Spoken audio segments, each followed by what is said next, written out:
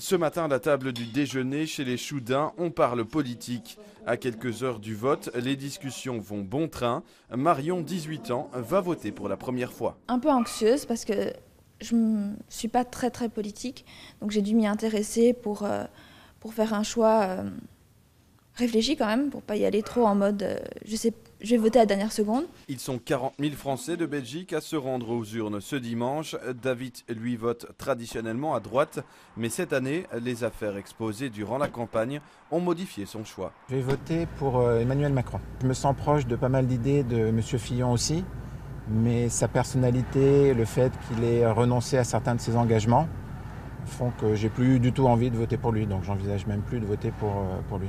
Les derniers sondages placent Marine Le Pen dans le trio de tête, crédité de 23%.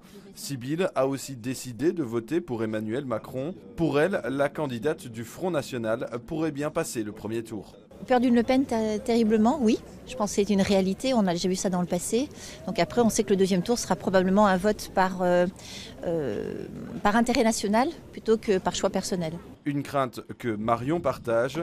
Elle a décidé de ne pas suivre le choix de ses parents. Moi, pour Benoît Hamon, je pense que c'est celui peut-être dans lequel je me retrouvais le plus dans le programme en fait.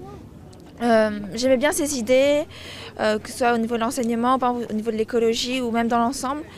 Ils reprennent des idées par exemple de Mélenchon que j'aimais bien, mais je trouvais Mélenchon trop peut-être dans ce qu'il disait, dans ce qu'il voulait faire. Si Marion, comme ses parents, ont déjà fait leur choix, d'autres restent encore indécis. Le taux de participation en France s'élevait cet après-midi à près de 70%.